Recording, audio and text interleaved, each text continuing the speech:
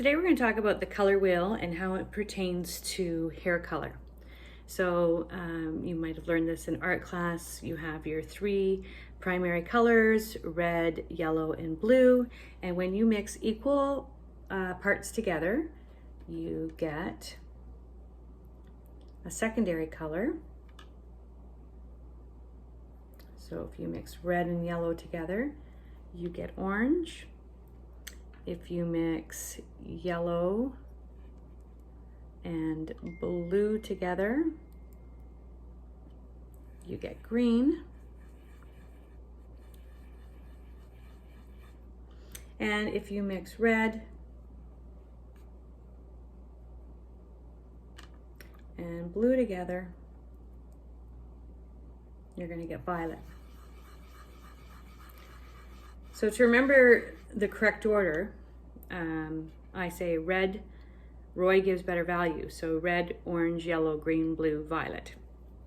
So that's the color wheel, and it is important to know how, what order to put them in, because what they do is they sit across from each other and they're called complementary colors, but really what they do is they neutralize each other. So if I have highlighted someone's hair and their hair is like super brassy, it's pretty yellow, then I would want to use a violet based toner to neutralize that.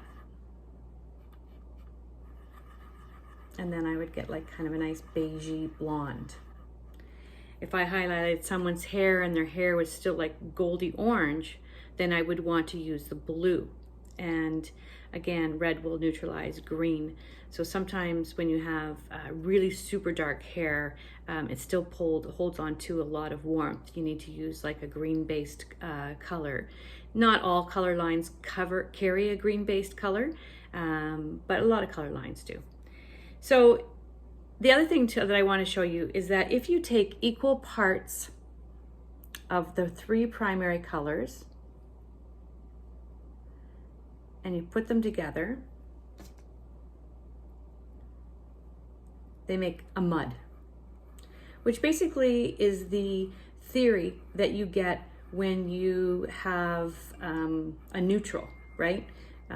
Everybody has pigment in their hair, melanin in their hair, and there are two types of melanin. There's eumelanin, which is cool melanin, which is your brown and your black pigments, and then the pheomelanin, which is your orange, your yellow, and your red pigments. So here I have a little bit of white paint, and I want to show you just that if I add some pheomelanin in here,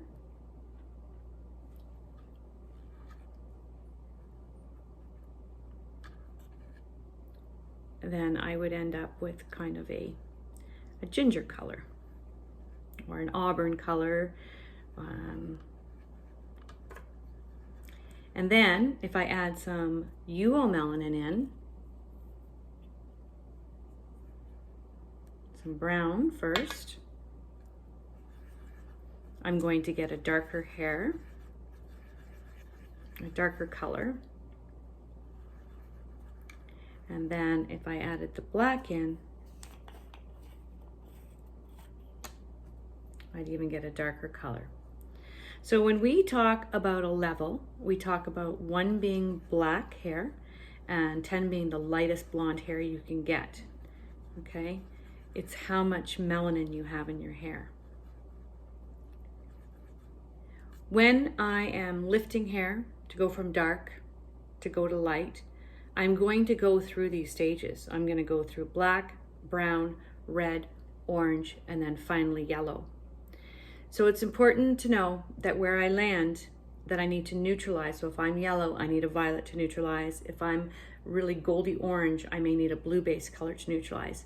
It's also important to know too, because if you had a client and she'd been coloring her hair all summer, and then in the fall she wants to go back to her natural hair color, and let's say she was a level 6, which the underlying pigment in a level 6 would be around orange, and right now she's sitting at a yellow, and you put on a neutral color, which is all your three colors together, your primary colors together,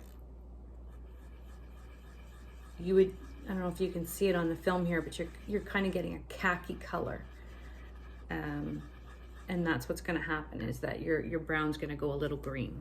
So you always need to know what your underlining pigment is to support the color you're putting on, and you also need to know it so when you're lifting the color, you know what to neutralize it with so that you get that nice beige blonde instead of the brassy blonde. I hope this helps your understanding. Thank you.